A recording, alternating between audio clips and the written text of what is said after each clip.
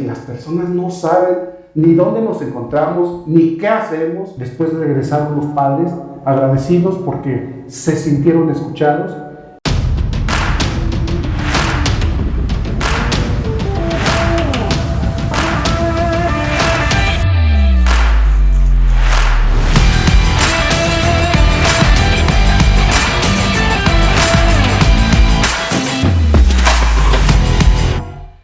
Hoy nos acompaña un verdadero experto en la impartición de justicia, muchísimos años dedicado a esto, un maestro, profesor, doctor y pues todos los títulos que quieras. ¿Cómo estás, Alfonso? Buenas noches. ¿Qué tal? Buenas noches, Luis. Contento de estar aquí en tu casa y con tu auditorio. Muchas gracias. Pues como nos hemos dado cuenta, en el episodio pasado nos subimos a un taxi y el día de hoy toca sentarnos del otro lado del asiento.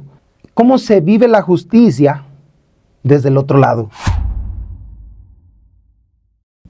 Vamos a jugar un poco, Alfonso. Yo te voy a decir dos palabras y tú tienes que elegir una. No me des mucha explicación, solamente quiero ver cómo reaccionas ante ciertas situaciones. Esto es tu instinto, ¿de acuerdo? De acuerdo. ¿Estás listo? Listo. Muy bien. La experiencia es la mejor maestra. Es la que nos enseña todos los días. Sin embargo, el estudio académico también es fundamental. ¿Tú con cuál te quedas? ¿Calle o aula?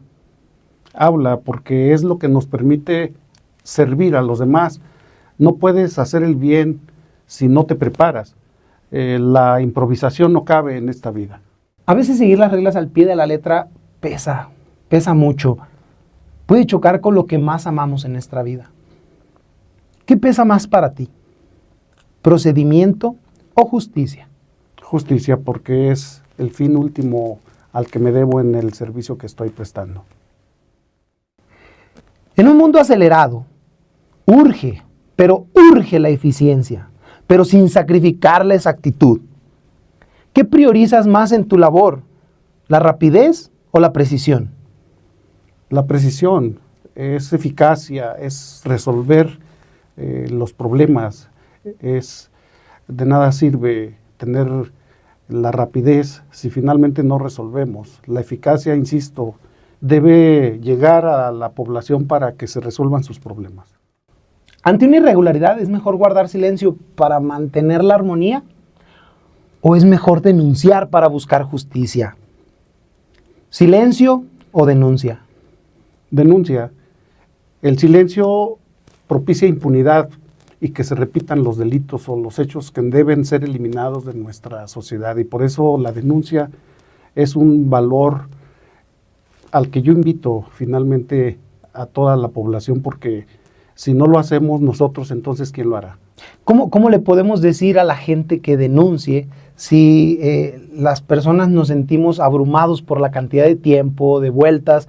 A veces no podemos ni pagar el tiempo que necesitamos para ir a poner la denuncia. Entonces, ¿cómo podemos pedirle a las personas que denuncien, magistrado? Entiendo lo que me dices. Yo mismo he sido víctima de la lentitud, de todo un día estar formado para poner una denuncia.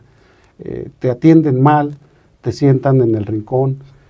Yo como magistrado, pero en mi calidad de persona de a pie, como luego decimos, he tenido necesidad de ir a poner denuncia. Y lamento decirlo, pero esa es la realidad. He padecido también de ese maltrato, de esa corrupción que luego se da no solamente por recibir dinero, sino también yo estoy convencido que la corrupción existe desde el momento en que no se da a la persona el servicio eficaz, pronto, como debiera esperarse. Esto debe cambiar.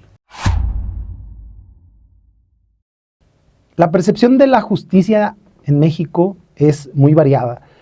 ¿Usted considera en general que nuestro sistema judicial cumple con ese propósito? Es decir, ¿en México hay justicia? Sí, desde la función que yo tengo, pero la percepción es que no existe la justicia. ¿El sistema judicial es accesible para todos? No, no lo es accesible.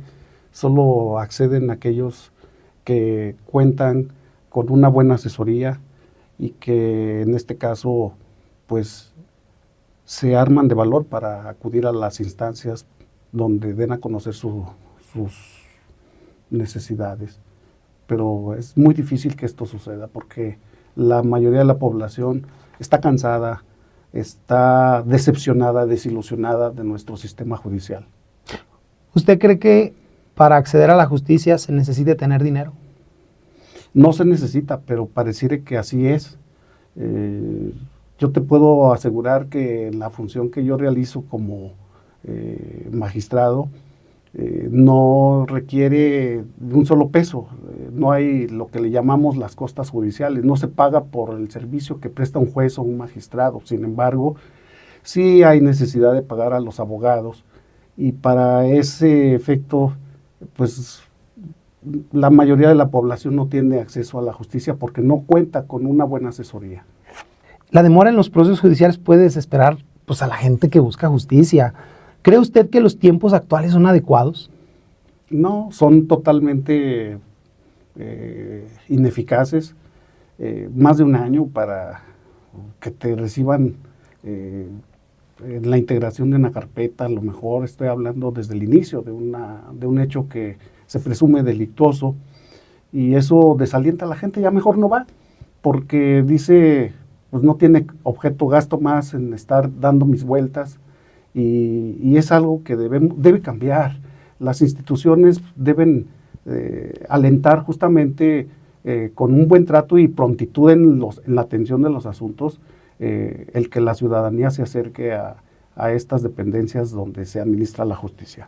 Yo recuerdo, te voy a platicar en mi caso personal, que como magistrado del Tribunal de lo Contencioso Administrativo, cuando yo empecé en mi función de magistrado, justamente se tardaban 2 años para sacar un asunto de una multa de tránsito.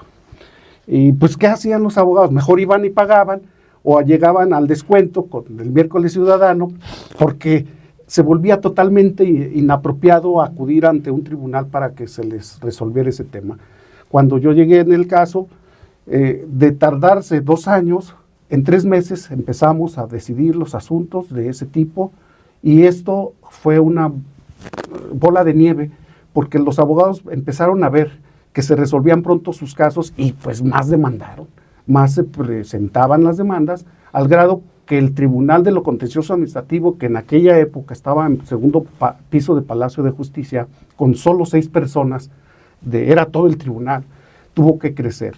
Y el secreto para dar este buen servicio fueron los prestadores de servicio social. En total eran 15 estudiantes los que teníamos, apenas cabíamos en las oficinas para prestar este servicio, y ese fue el gran secreto, el alentar la demanda es a través de un buen servicio pronto y eficaz, y eso es lo que estoy convencido que debemos revertir en todas las instancias del Poder Judicial. ¿Ha hecho falta entonces un acercamiento por parte de estas instituciones que brindan justicia para que las personas sepan que son accesibles? Sí, una humanización. Hemos perdido de vista que somos humanos y luego nos volvemos casi que robots, porque los agentes del Ministerio Público, luego los jueces y finalmente los magistrados, que es donde yo me encuentro, también nos volvemos como que inalcanzables. Mucha gente no sabe ni siquiera dónde están nuestras oficinas, ni qué hacemos siquiera. Entonces yo creo que eso es urgente, es apremiante que se enteren qué es lo que hacemos y dónde vamos a estar para servirles.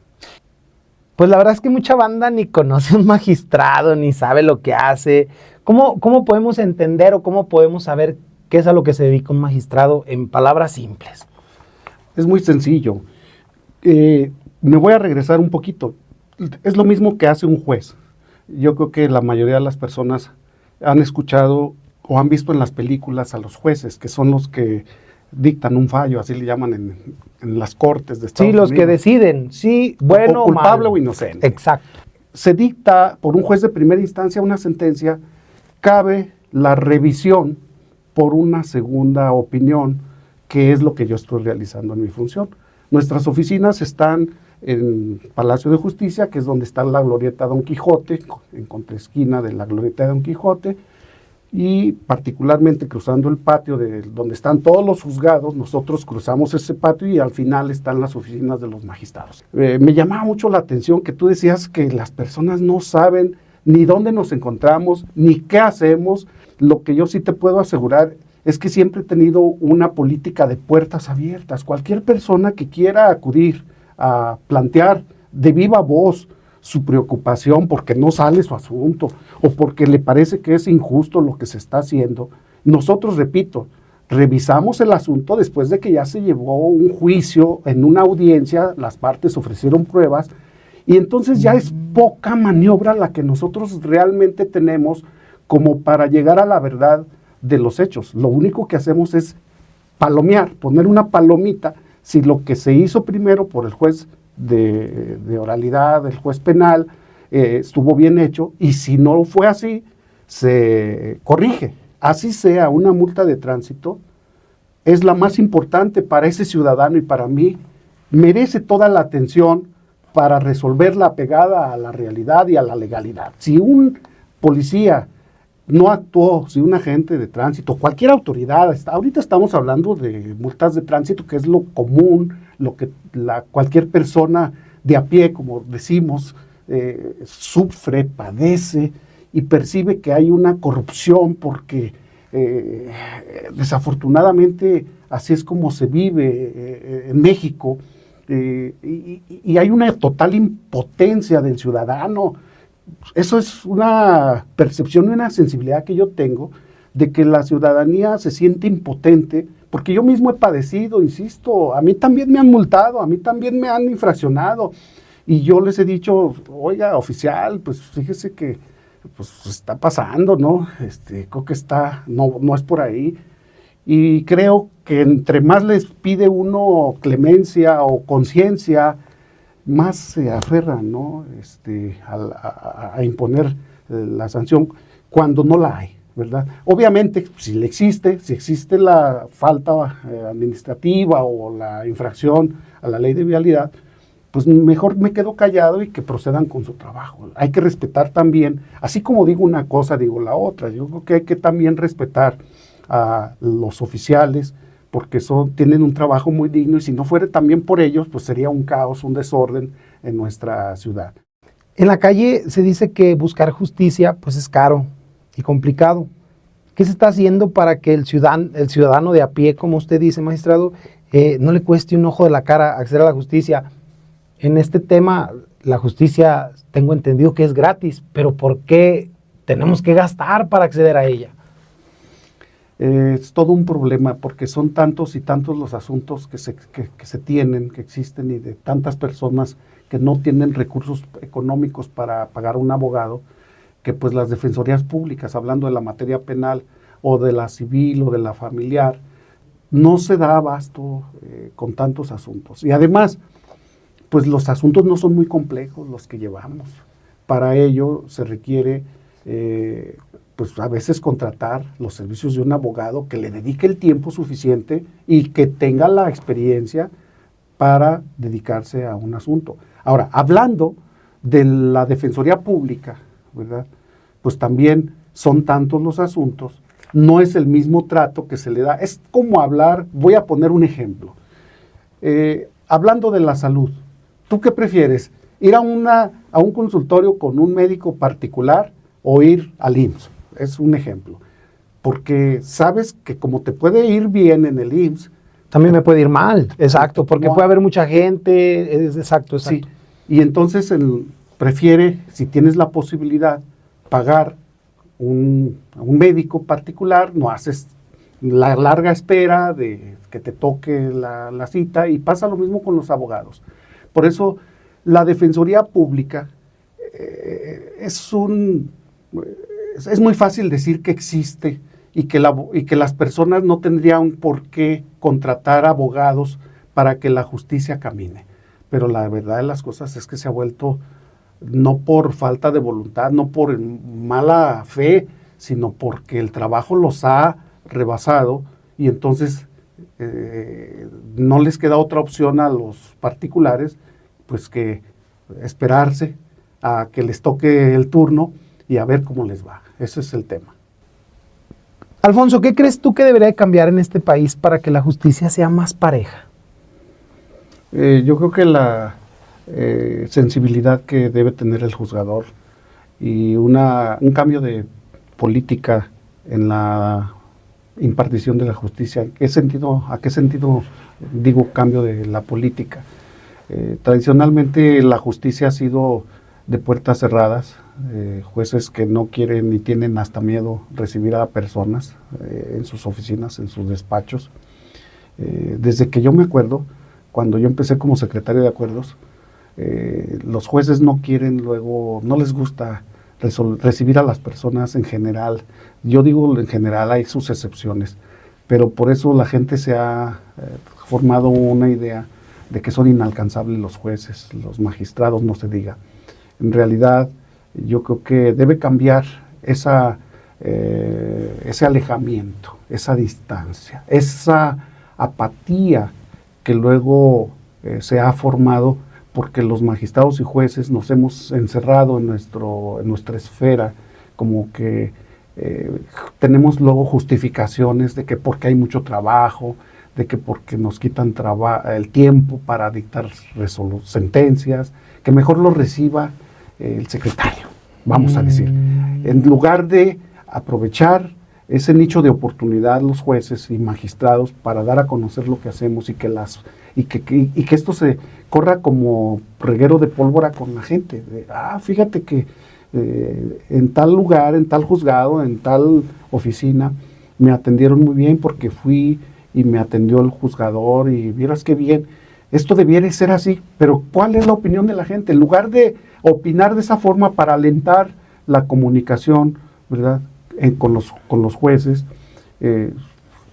la opinión es de que no lo recibieron, no que le pidió a la secretaria hablar con el juez, y de entrada, desde que quieren subir a la oficina, hay filtros y ya no les permiten entrar a esas oficinas de los jueces. Muchas veces los jueces y magistrados ni siquiera nos damos cuenta que la persona quiso hablar con uno. Ese es el grave error. Yo cambiaría entonces, cuando hablo de sensibilidad y ser humanos, tener una empatía con los demás. Esa es la sensibilidad a la que yo me refiero, que hace falta para que esto cambie. Si lo podemos hacer todos, si lo hacemos todos, yo creo que muy pronto esto va a cambiar. Yo de hecho, como dato curioso, cuando llegó aquí el magistrado, yo le pregunté, magistrado, ¿me tengo que dirigir a usted como su señoría o cómo? Y le da risa y dice, no, dime Alfonso. O sea, yo no sabía que podía dirigirme a usted pues con esta apertura, así como yo hablo. Entonces, la verdad es que ha habido una falta de comunicación brutal entre las personas y las autoridades, las personas que imparten justicia. No se entiende el lenguaje jurídico. ¿Qué opina sobre el lenguaje jurídico, magistrado? El lenguaje que hemos utilizado pareciera como los doctores, ¿no? Que solo utilizan términos para que nadie los entienda más que ellos. Y hasta entre más palabras rimbombantes, inalcanzables, inaccesibles, resulta inconcuso, esa palabra que dicen en las sentencias, para querer decir que está claro, en lugar de decir está claro o se concluye, es incuestionable, resulta inconcuso, porque a alguien se le ocurrió decir de esa forma, y entonces una persona que lee esa resolución, esa sentencia, esas palabras, que es inconcuso, resulta inconcuso, pues dice, no, pues ya me dieron palo, ¿verdad? Pues, o sea, no lo entiende uno, no, es que terminó no viendo lo que están hablando y luego el abogado con el juez y no entiende uno, lo complican demasiado. Es correcto, es el lenguaje jurídico que nos hemos encargado de construir indebidamente y que también debe cambiarse por un lenguaje claro, sencillo, cotidiano, con palabras sencillas, desde luego sin faltar al respeto tampoco, pero sí que sean accesibles a las personas. Alfonso, cuéntanos una sentencia que te haya marcado la vida. En los años en que yo fui juez de Pabellón de Arteaga, tuve que crear derecho a través de mi sentencia. Así como se dice que hay derecho por los legisladores, los jueces hacemos derecho en nuestras sentencias porque sirven para aplicarse una norma a través de esa sentencia a dos partes, a las partes que están en el asunto. Y como no había en aquella época lo que hoy ya se conoce como toda una reparación integral del daño causado a la víctima, tuve que construir, porque los padres de un menor que acudieron con su dolor, con su duelo, por la impotencia que sintieron al ver libre a quien había cometido el homicidio involuntario, si tú quieres, pero para ellos era algo muy dolorosísimo, yo tuve que crear el derecho para condenar no solamente a la reparación del daño por la indemnización ante la pérdida de la vida del menor, sino que además condené a la reparación, además del daño material, que son los gastos funerarios, a una reparación que en aquel tiempo no existía regulada como ahora, pero también a la reparación del daño moral. El daño moral, que es esa afectación que se causa en el honor o en los sentimientos más profundos de una persona, como lo es la pérdida de un menor, y como no había reglas claras, lo determiné desde ese momento como otro tanto de la reparación del daño material, y que serían cuantificado en ejecución de sentencia. Se fue en apelación y el Tribunal Superior de Justicia confirmó esa decisión. Después regresaron los padres agradecidos porque se sintieron escuchados, y para mí fue un motivo de satisfacción profesional. Cuéntanos, Alfonso, ¿qué te llevó a ti a estudiar Derecho, ser abogado y luego juez y luego magistrado y todo eso? ¿Qué fue lo que te motivó a ti? Desde que yo salí de la secundaria siempre quise hacer la prepa y luego la universidad. Mi padre quería que yo fuera maestro. Él dice que él quería un hijo, un gran pedagogo. Y mi hermana me dijo, mira, dale gusto a tu papá, y a mi papá pues estudia la prepa los sábados y aparte hace el CRENA como maestro normalista, y pues matas dos pájaros de un tiro. Y así lo hice durante... terminé primero la formación de maestro normalista. Al concluir entré a la universidad, pero ya ejerciendo como maestro de primaria rural durante las mañanas y durante toda la carrera, ya casado incluso, estuve estudiando en la tarde, en la Autónoma, la licenciatura en Derecho. ¿Por qué estudié? Pues porque siempre quise hacer esto. Desde que yo recuerdo, desde que estaba en la secundaria, quería ser abogado. En la familia, nunca nadie antes de nuestra familia había estudiado la universidad. Y por esa sencilla necesidad o interés de ser alguien en la vida, entré a estudiar la carrera de Derecho. Y posteriormente lo que me llamó fue la carrera judicial. ¿Pero por qué? ¿Por qué decidí hacer esta carrera judicial? Pues porque me gusta impartir justicia, me gusta servir a la sociedad, a la población, a los abogados, y hacerlo con diligencia, hacerlo rápido y bien. Si tú, Alfonso, cometieras un error algún día en una sentencia, ¿tú lo admitirías? Por supuesto. De hecho, pues te puedo decir que he cometido no uno, muchos errores, pero han sido involuntarios definitivamente. Esos errores me han crecido, me han hecho crecer, he aprendido para ser mejor en lo que actualmente realizo, porque a través de sentencias de segunda instancia me han enmendado, me han corregido lo que yo he hecho, y ahí es donde yo digo que hay errores, pero son involuntarios, insisto. Entonces, cuando no hay mala fe, yo creo que el sistema de justicia está expuesto a eso. Lo malo sería que yo lo hiciera deliberadamente, ¿verdad? Por falta de estudio, por corrupción, en ese sentido, que es no solamente recibir dinero, también por no estudiar los asuntos se llega a la corrupción, porque no te entregas en cuerpo y alma y con toda responsabilidad lo que estamos haciendo. Eso no ha sucedido en mi caso. No ha habido un solo asunto donde el error que en su caso se le pudiera decir que he cometido hubiera sido por falta de estudio o por una mala fe para perjudicar a alguien. No se puede ser magistrado de segundo circuito sin cometer errores. No se puede. Finalmente, para eso existen los recursos de apelación y luego el amparo. La gente dirá, ¿qué es eso? ¿Con qué se come? Bueno, pues señores, les diría simplemente que es una revisión por segunda ocasión de lo que se hace por el juez de primera instancia. Mucho tiempo yo fui juez de primera instancia y mis resoluciones, la mayoría de las sentencias se confirmaron. Pero también hubo otras, y por eso digo, lo quiero asumir como tal, con toda la responsabilidad de que sí llegué a cometer errores, pero que fueron perfectibles y se corrigieron a través de una sentencia de segunda instancia.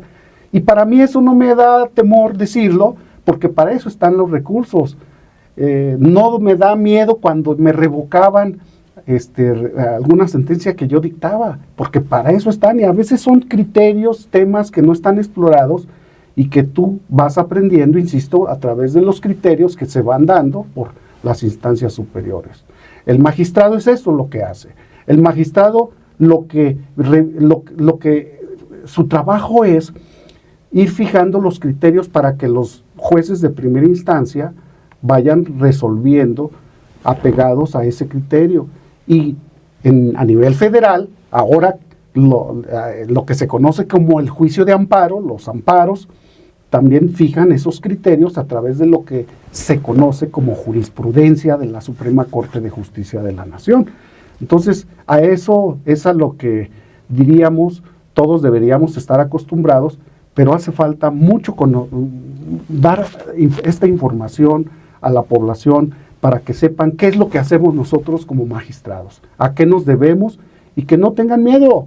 Aquí estamos dando la cara, y la política de puertas abiertas, ya saben dónde estoy. Estoy en la sala penal del Poder Judicial del Estado, en Palacio de Justicia, cruzando el patio. Ahí pueden preguntar por Alfonso Román Quirós. Le agradezco mucho esa apertura que ha tenido con nosotros, lo que me lleva pues a esta sección donde leeré pues una serie de preguntas que si bien ya de alguna manera ya me las contestó prácticamente, pues las tengo que hacer porque yo quiero su respuesta concreta, tajante, y no quiero que me dé contexto. Ya no lo voy a dejar hablar, solamente dígame sí o no. ¿De acuerdo? De acuerdo. Muchos sienten que la justicia es un lujo que no pueden pagar. ¿La justicia es realmente accesible para todos? Es decir, ¿el sistema judicial es accesible para todos? No. Existe la percepción de que el dinero pues, puede influir o puede inclinar la balanza. ¿Es esto una realidad en nuestro sistema? Es decir, ¿la justicia favorece a los que tienen más dinero? Sí. La demora en los juicios puede desesperar a los que buscan justicia. ¿Crees tú que los tiempos actuales son adecuados? Es decir, ¿los procesos judiciales son demasiado lentos? Demasiado lentos, lentísimos. La corrupción es un tema muy delicado. Ya lo mencionaste anteriormente. Y la verdad es que está presente en la calle, en la familia, en todos lados, incluso en las instituciones. ¿Nuestro sistema judicial está libre de ella? Es decir, ¿existe corrupción dentro del Poder Judicial? Corrupción no es solo recibir dinero, también hay corrupción cuando no se estudian los asuntos. Entonces sí hay corrupción. Desde ese punto de vista, sí. Pues hoy, como pueden ver, pudimos ver la justicia desde las dos partes. Nos sentamos en el otro lado del asiento y pues es claro que hay brechas, es claro que hay muchas cosas que hay que arreglar, pero también hay puentes y también hay mucho que construir. Alfonso, yo te agradezco mucho la apertura, te agradezco mucho que hayas venido hoy aquí a estas horas de la noche, que no sé qué horas son, es tardísimo. Quiero agradecerte mucho y me gustaría que vieras a la cámara y me gustaría que le enviaras un mensaje a todo el pueblo de México, a todas las personas que nos escuchan, que se sienten desprotegidas, que sienten que no hay justicia, que sienten que siempre se han sentido abandonadas. Este es el momento para que tú les digas lo que quieras decirles. Deben confiar en la justicia. No ha sido debidamente informada. Nos falta mucha información nos falta no solo saber qué hacemos nosotros como jueces o magistrados, sino también dónde nos encontramos. A partir de ahí debe haber una interacción entre la sociedad y lo que nosotros hacemos. A mí me interesa mucho que sepan lo que hacemos, que se evalúe lo que estamos haciendo y que a partir de las elecciones para forjar a nuevos juzgadores y magistrados, también la población se sienta involucrada. Hay una apatía en este momento completamente, la gente no quiere saber de la justicia o de la elección, y yo los invito a que sí se involucren, a que sí se interesen y a que sí crean en el aparato del Poder Judicial, pero no solo a partir de la elección, no solo con su voto, sino después se acerquen a las oficinas y pidan y denuncien, que no se queden solamente con esa idea de que la justicia es para los ricos. La justicia es para todos y la justicia debe ser clara, sencilla y diáfana para que todo mundo se vea beneficiado. Esto fue Sentencia Pública, donde la justicia se mira desde todos los ángulos. Alfonso, muchas gracias. Gracias a ti. Vámonos todos.